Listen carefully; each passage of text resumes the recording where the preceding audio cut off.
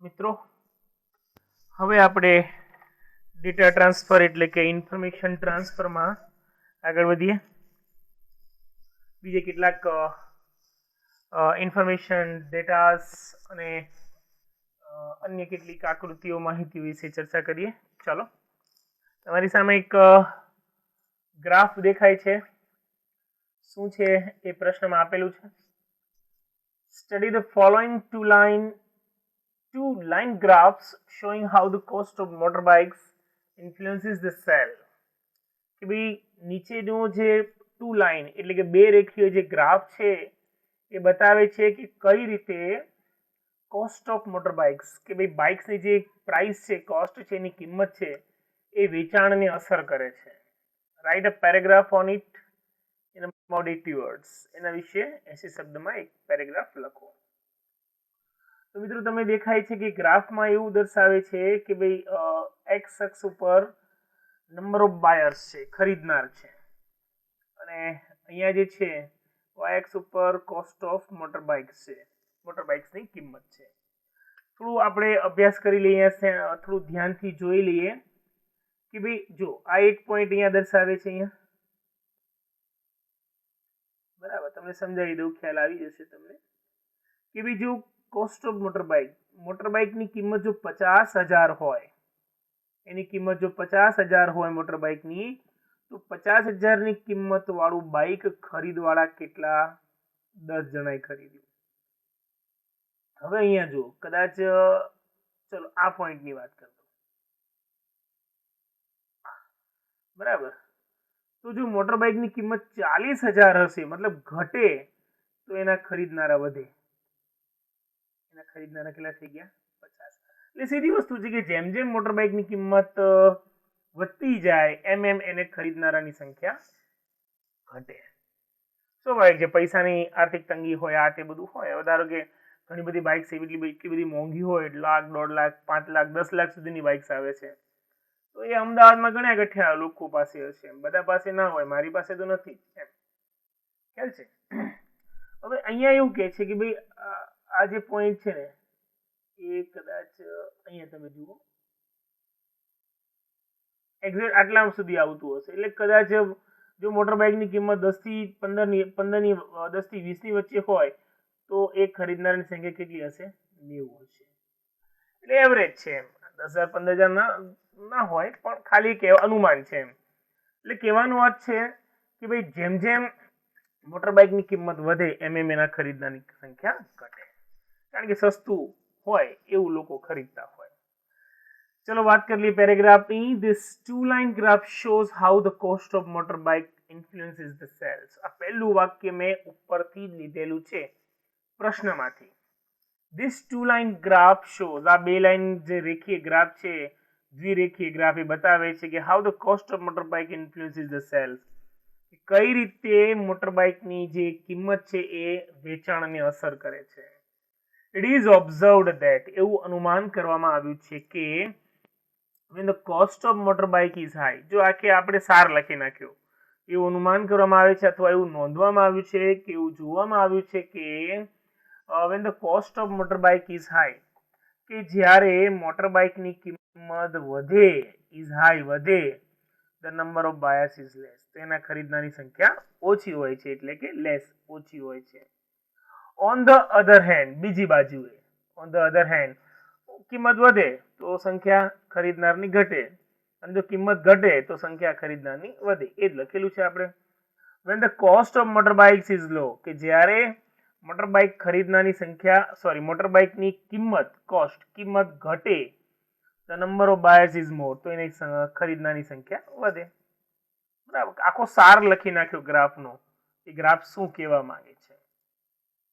For example, દાખલા તરીકે હવે એકાદ બેનું અહીંયા ઉદાહરણ આપેલું છે. ફોર એક્ઝામ્પલ, દાખલા તરીકે when the cost of motorbikes was about ₹50,000, કે દાખલા તરીકે જ્યારે મોટરબાઇકની કિંમત 50,000 હતી. જો આ પહેલો જ પોઈન્ટની વાત કરેલી છે, પહેલા પોઈન્ટની, કે જ્યારે મોટરબાઇકની કિંમત 50,000 હતી, the number of buyers were only 10, ત્યારે એના ખરીદનાર માત્ર કેટલા હતા? અહીંયા 10 હતા. when the cost was ₹20,000, જ્યારે એની કોસ્ટ 20,000 થાય છે, બરાબર, એટલે લગભગ તમે જુઓ કે ભાઈ જ્યારે એને ખરીદનારની કિંમત જ્યારે મોટરબાઇકની કિંમત 20,000 એને લગભગ 80 થી 90 ની વચ્ચે આવે એટલે 83 જો અહીંયા લખેલું છે ધ નંબર ઓફ બાયર્સ વેર 83 ત્યારે એને ખરીદનાર કેટલા હતા 83 થઈ ગયા. This graph clearly shows an inverse relationship between the cost of motorbikes and the number of buyers. એટલે કે આ ગ્રાફ એ ઇન્વર્સ રિલેશનશિપ એટલે કે વ્યસ્ત સંબંધ. આ ગ્રાફ એ વ્યસ્ત સંબંધ દર્શાવે છે. કોનો મોટરબાઇકની કિંમત અને નંબર ઓફ બાયર્સ એને ખરીદનારની સંખ્યાનો વ્યસ્ત સંબંધ દર્શાવે છે. એક વધે તો બીજું ઘટે, એક ઘટે તો બીજું વધે, એને કહેવાય વ્યસ્ત સંબંધ એમ. બરાબર છે. તો એક બીજી આકૃતિ જોઈએ મિત્રો. જુઓ પેરેગ્રાફ શું છે, વાંચો શાંતિથી અને સમજો. તો write a paragraph on causes of road rage in about 80 words. અહીં એક શબ્દ છે રોડ રેગ. શબ્દ છે અહીંયા રોડ રેગ એટલે કે રેગ એટલે ક્રોધ, આવેશ, ગુસ્સો. બરાબર. કેર કે રસ્તા ઉપર માણસ છે ને ક્યારેક ગુસ્સે થઈ જતો હોય છે.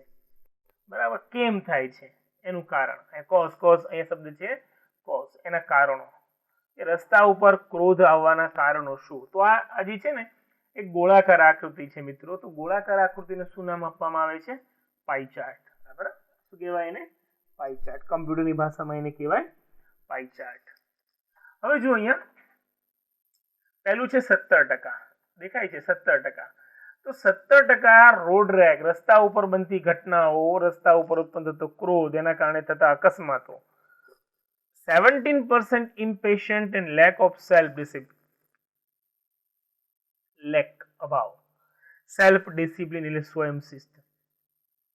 17% કારણો કોના જવાબદાર છે? કે ભાઈ તમારામાં મતલબ કે ડ્રાઈવર્સમાં ડિસિપ્લિન નો અભાવ હોય અને ઇમ્પેશન્ટ, ડ્રાઈવર કેવા બની ગયા હોય? અધૂરા બની ગયા હોય, અધીરા એમ. ધીરજ ખૂટી ગઈ હોય. પેશન્ટ એટલે ધૈર્ય, ધીરજ, અને ઇમ્પેશન્ટ એટલે અધીરો એમ. બરાબર. તો એ 17% કારણો છે જવાબદાર છે એના માટે. પછી છે 20%. 20% કારણ શેના માટે બતાવે છે? 20% 20% બિહેવિયરલ પેટર્ન એટલે કે વર્તણૂકની છાપ. એનું વર્તન ડ્રાઈવરનું કેવું હોય? Sense of superiority. એને સુપિરિયોરિટી હોય. સુપિરિયોરિટી એટલે કે પોતે આ મોટો માણસ છે. Due to bigger vehicles. Bigger vehicles એટલે કોઈ ડ્રાઈવરની પાસે મોટું વાહન હોય. બરાબર. આપણી પાસે અલ્ટો ગાડી હોય અને કોઈ ડ્રાઈવરની પાસે ધારો કે મારુતિ શું કહેવાય મર્સિડીઝ હોય, ઓડી હોય, તો એને થોડો પાવર હોય, એને થોડી સુપિરિયોરિટી હોય એમ. બરાબર. તો એ સુપિરિયોરિટી જેને કહેવાય ને, બરાબર, તો એ બી જવાબદાર છે 20% અકસ્માત માટે. કારણ કે પેલા બેફામ ચલાવતા હોય મોટા માણસો બધા પૈસાવાળા. બરાબર. તમે અવારનવાર પેપરમાં વાંચતા હશો કે ભાઈ BMW ના કાર ચાલકે આ ફલાણી વ્યક્તિને ઉડાડી દીધી, કે ઓડીના માલિકે આ જે તે વ્યક્તિને ઉડાડી દીધી. તો એ લોકોમાં થોડું શું હોય છે? એક સુપિરિયોરિટી હોય છે. સુપિરિયોરિટી એટલે કે મતલબ પોતે આમ કંઈક છે, અન્ય કરતા ઊંચો છે એમ. અન્ય કરતા એ ઊંચો છે એવું પોતાની જાતને માને છે. તો એવા કારણો પણ 20% જવાબદાર છે અકસ્માત માટે. 23% family and work related stress એટલે તણાવ. 23% કારણો શેના જવાબદાર છે? કે ભાઈ પરિવાર અને વર્ક, કોઈ કામનું એટલે ઓફિસ હોય કે પરિવાર હોય કે બિઝનેસ હોય, એને દબાણ હોય, મતલબ કે તણાવ હોય. બરાબર. ફેમિલી પ્રોબ્લેમ્સ હોય કે બોસનું ટેન્શન હોય, માલિકનું ટેન્શન હોય, બિઝનેસનું ટેન્શન હોય. એ 23% જવાબદાર છે. 12% શું છે? External environment influence stress. કે ભાઈ બહારનું જે વાતાવરણ છે, બાહ્ય વાતાવરણ, એ પણ તમારા સ્ટ્રેસ ઉપર દબાણ કરે છે, મતલબ ઇન્ફ્લુઅન્સ કરે છે, અસર કરે છે. અને કેટલું અસર કરે છે? 12%. 13% સિટી લેઆઉટ, શહેરનો જે નકશો છે, શહેરનું જે મતલબ કે બાહ્ય જેને કે લેઆઉટ છે, ભાઈ સ્વાભાવિક છે ભાઈ શેરી સાંકડી હોય, રસ્તા ખાડા ખરબચડા હોય, તો એ લેઆઉટ છે એમ. બરાબર. અને ટ્રાફિક જેમ્સ એન્ડ ડિલેસ, જ્યાં ત્યાં ટ્રાફિક તમને જોવા મળે, એના લીધે બી ધમાધમ પબ્લિક જતી હોય, ડિલેસ એટલે વિલંબ થવો, બરાબર. તો સ્વાભાવિક છે, ટ્રાફિક જામ થતો હોય તો ત્યાં તમે ડ્રાઈવર શું કરે, ત્યાં તો ગાડી ધીમી ચલાવે, પણ જેવો ટ્રાફિક છોટો થાય એટલે ધમાધમ શું કરે, ગાડી દોડાવે, અને ગાડી દોડાવે એટલે ભટકાય, એક્સિડન્ટ થાય. તો એ 13% જવાબદાર છે. પછી આવે 15% absence of severe penalty for defaulters. Defaulters એટલે કે જે ગુનેગાર જે છે, બરાબર, એ ગુનેગારોને સિવિયર પેનલ્ટી એટલે આકરી જે સજા છે એનો અભાવ છે, એબ્સન્સ એનો અભાવ જોવા મળે છે, બરાબર છે. તો આ પાઈ ચાર્ટની વિગત આપણે જોઈ, અને હવે જોઈ લઈએ પેરેગ્રાફમાં શું લખેલું છે. This pie chart shows the causes of road rage in day-to-day life while driving vehicles on the road. કે ભાઈ આ પાઈ ચાર્ટ બતાવે છે આપણા દૈનિક જીવનમાં રોડ રેગ કોઝ કે રસ્તા ઉપરના જે ક્રોધ છે, આવેશ છે, એના મુખ્ય કારણો while driving vehicles on the road, કે જ્યારે આપણે રોડ ઉપર ડ્રાઇવિંગ કરતા હોઈએ. 17% drivers have impatient and lack of self-discipline. 17% ડ્રાઈવરો એ impatient and lack of self-discipline. 17% ડ્રાઈવરમાં સ્વયં શિસ્તનો અભાવ હોય છે, and they are impatient. તેઓ કેવા હોય છે, એકદમ અધીરા હોય છે. 20% of them have been suffering from behavioral problem. 20% driver એવા હોય છે કે જે behavioral problem એટલે એમને વર્તણૂકને લગતી સમસ્યાથી એ પીડાતા હોય છે, બરાબર. They have sense of superiority due to having bigger vehicles. They have sense of superiority. એમનામાં અગ્રિમતાનો ભાવ હોય છે, પોતે મોટા માણસ એવું ઘમંડ હોય છે, અભિમાન હોય છે, due to having bigger vehicles, કારણ કે એમની પાસે બહુ મોંઘું વાહન છે, બહુ મોટું વાહન છે એમ. 23% road rage is added because of family and work related stress. 23% જે રસ્તા પરના ક્રોધનો ઉમેરો થાય છે, કોના કારણે, ફેમિલી અને વર્ક રિલેટેડ સ્ટ્રેસ, પરિવાર અને કાર્યને લગતા તણાવના કારણે. કામનો લોડ વધારે હોય ઓફિસમાં, બિઝનેસમાં થોડું ટેન્શન હોય, તો એના લીધે બી માણસને શું મગજ કામ ના કરતું હોય, તો એ બી જવાબદાર છે. Environment has deep influences over mankind, બરાબર, કે ભાઈ માનવ જાત ઉપર પર્યાવરણની ઊંડી અસર હોય છે. 12% road rag is result of it. 12% રોડના જે ક્રોધાવેશ છે એ પણ એના પરિણામે હોય છે. અવર સિટીઝ આર બીકમિંગ ઓવરક્રાઉડેડ. આપણા શહેરો એ વધારે ને વધારે ગીચ બની રહ્યા છે. So that the vehicle holders can not reach the destination in time. અને પરિણામે જેથી કરીને જે ડ્રાઈવરો જે છે, વ્હીકલ ધારકો જે છે, એ યોગ્ય સમયે મતલબ સમયસર એ પોતાના સ્થાને પહોંચી શકતા નથી. ડેસ્ટિનેશન એટલે કે અંતિમ સ્થાન. And this problem of traffic jam is created. અને આ રીતે ટ્રાફિક જામની સમસ્યાઓ ઉદ્ભવે છે, which is 13% responsible for road rage. અને જે 13% જવાબદાર છે રસ્તા પરના અકસ્માત માટે. In fact, those who break the traffic rules, વાસ્તવમાં એ લોકો કે જેઓ ટ્રાફિક રૂલ તોડે છે, have no fear of law and order. એમને કાયદા અને વ્યવસ્થાનો કોઈ ડર જ નથી. નો ફિયર, કોઈ ડર નથી. એઝ વેલ એઝ પેનલ્ટી, તેમને પેનલ્ટી એટલે સજાનો પણ ડર નથી. It leads two 50% road rag. અને આના પરિણામે 15% રોડ રેગમાં એટલે કે રસ્તા પર ઉત્પન્ન થતા ક્રોધમાં, અકસ્માતમાં વધારો થાય છે. સમજાય છે મિત્રો? હવે થોડું આગળ વધીએ, બીજો એક પેરેગ્રાફ જોઈએ. Study the following table and write in about 80 words. ટેબલનો અભ્યાસ કરો, એના વિશે 80 શબ્દોમાં લખો. Score of leading batsman of IPL. બરાબર, આ અગાઉ આપણે કદાચ તમે ડિસ્કસ કર્યું હશે, ક્યાંક જોયું હશે. તો સૌપ્રથમ આપેલા છે પ્લેયરની વાત, સચિન, કાલી, સુતપ્પા, દ્રવિડ. એમની હાફ સેન્ચુરીઝ આપેલી છે 7, 10, 8, 4. રન્સ 583, 540, 530, 410.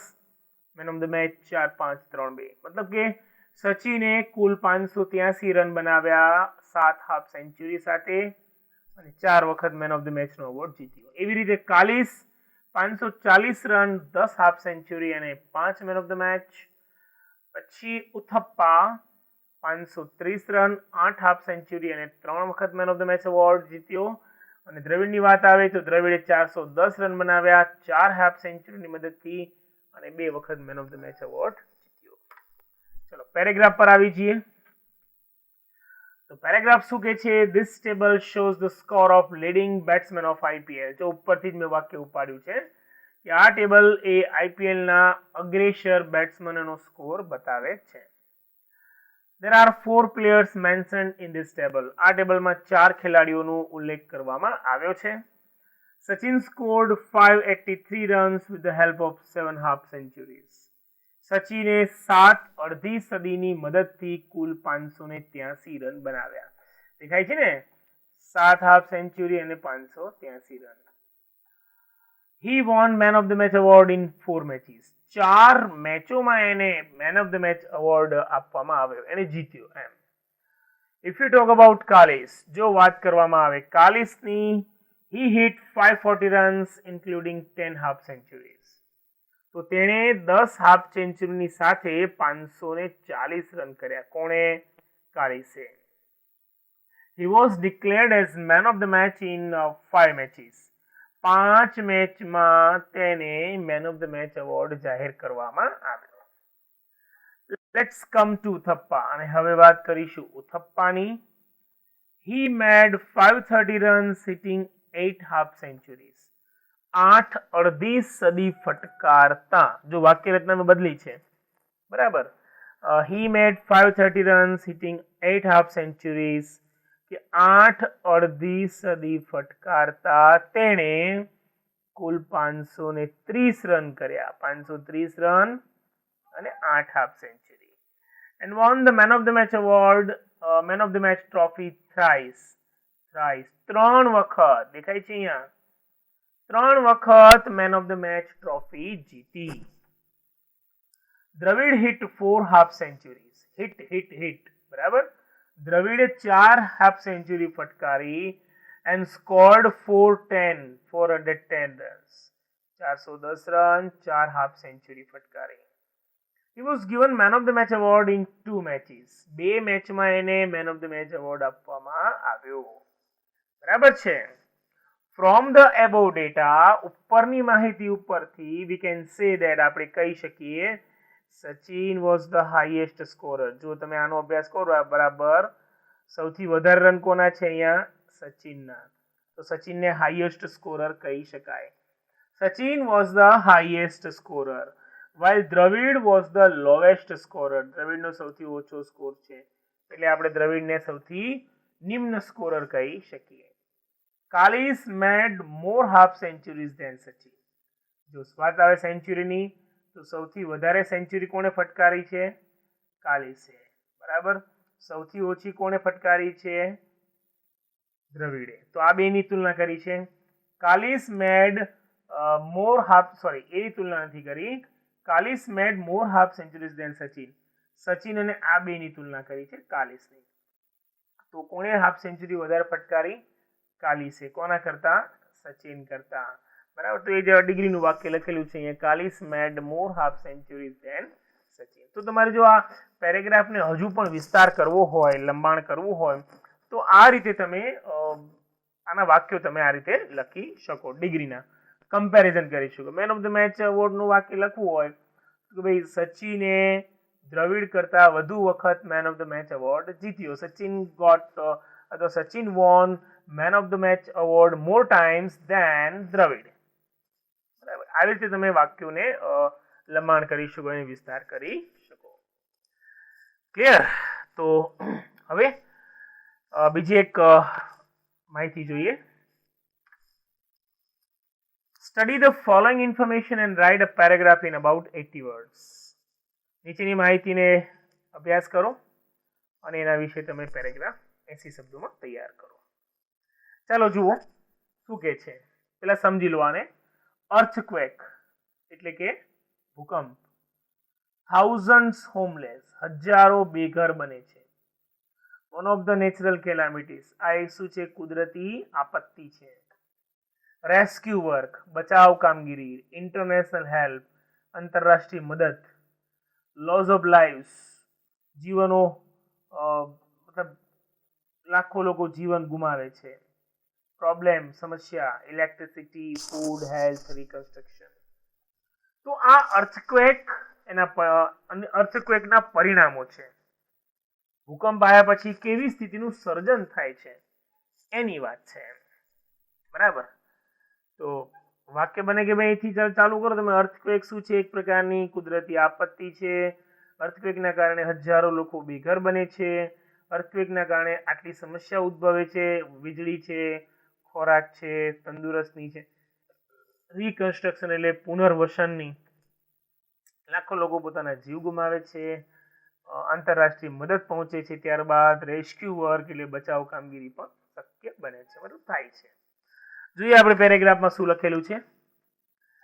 ધીસ ડાયાગ્રામ શોઝ ડ્રેસ્ટિક શબ્દ છે અહીંયા, ડ્રેસ્ટિક ગંભીર. એનો મતલબ શું થશે મિત્રો?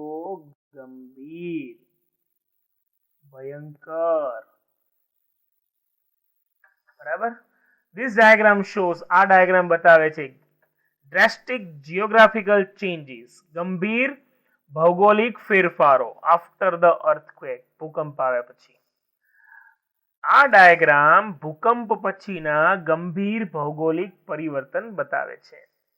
It creates many problems for human being માનવ જાત માટે ઘણી બધી સમસ્યાઓ ઉત્પન્ન થાય છે. દેખાય છે આ બધી પ્રોબ્લેમ જ છે ને.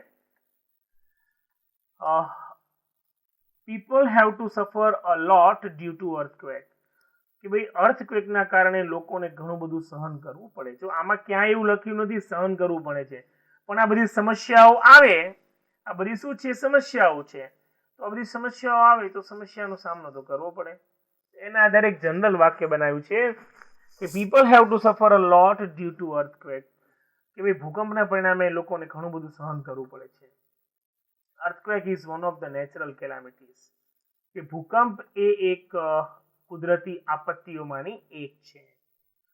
બીકોઝ ઓફ અર્થક્વેક અર્થક્વેકના કારણે ભૂકંપના કારણે many people loss there lives ઘણા લોકો પોતાનો જીવ ગુમાવે છે. મેની પીપલ ગેટ ઇન્જર્ડ ઘણા લોકો એ ઈજા પામે છે, ઘવાય છે. એન્ડ મેની બીકમ હોમલેસ ઘણા લોકો બેઘર બને છે, હોમલેસ ઘર વિહોણા. મોર ઓવર વધુમાં many people loss there loved once ઘણા લોકો પોતાના લવ્ડ વન્સ પોતાના સંબંધીઓ, બરાબર, પોતાના સગા સંબંધીઓને ગુમાવે છે, રિલેટિવ્સને ગુમાવે છે. Electricity supply goes of after earthquake ભૂકંપ પછી તરત જ સૌથી પહેલી ઘટના શું બને? થાંભલા પડી ગયા હોય ઇલેક્ટ્રિકના પોલ્સ તો વીજળી જતી રહે, ગોઝ ઓફ જતી રહે છે. ભૂકંપ પછી સૌપ્રથમ વીજળી જતી રહે છે, એનો પુરવઠો બંધ થઈ જાય છે. આફ્ટર અર્થક્વેક ભૂકંપ પછી પીપલ નીડ રેસ્ક્યુ વર્ક લોકોને બચાવ કામગીરીની જરૂર પડે છે.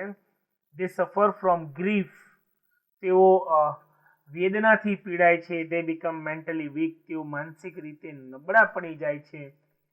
As they have lost everything જેવું કે એમણે પોતાનું બધું જ ગુમાવી દીધું હોય છે. દે નીડ મેડિકલ હેલ્પ તેઓને ડાક્ટરી સારવારની જરૂર પડે. સ્ટેઇંગ હેલ્પ તેઓને ઘરની એટલે કે ક્યાંક રોકાણ કરવાની જે મદદ મળવી જોઈએ એની જરૂર પડે. લોજિંગ હેલ્પ ભોજનની મદદ એમની જરૂર પડે છે. એન્ડ રિહેબિલિટેશન હેલ્પ રિહેબિલિટેશન અને પુનઃ પુનઃગઠન અથવા પુનઃસ્થાયી થવાની જે મદદ મળવી જોઈએ, ફરી એમના ઘર વસાવવાની જે મદદ મળવી જોઈએ એ મદદની જરૂર પડે છે. તો આ રીતે મિત્રો તમે આ ડાયાગ્રામ પ્રમાણે પોતાના શબ્દોમાં જાતે પેરેગ્રાફ લખી શકો. પેરેગ્રાફ એવી રીતે લખવાના એકદમ સિમ્પલ અને સરળ ભાષામાં. વધુ કઈ બહુ હાર્ડ શબ્દો વાપરવા એ કઈ જરૂરી નથી. શિક્ષકને સમજાય એવી રીતે સીધા સરળ શબ્દો લખવાના, પણ ગ્રામેટિકલી એ સાચું હોવું જોઈએ. ગ્રામેટિકલી સાચું હશે તો વાંધો નહીં આવે. કોઈ પણ શિક્ષક એવી આશા ન રાખતા હોય કે ભાઈ બાળક આમ બહુ અઘરા શબ્દો વાપરે કે બહુ અઘરી વાક્ય રચનાનો ઉપયોગ કરે. એનાથી કે તમારા માર્ક્સ નહીં વધે, ઉલટાનું પ્રોબ્લેમ શું થાય કે ક્યાંક તમે ગ્રામેટિકલી મિસ્ટેક કરી બેસશો. ઓકે, તો આજના લેક્ચરમાં આટલું જ. મળીશું next time. Okay, till then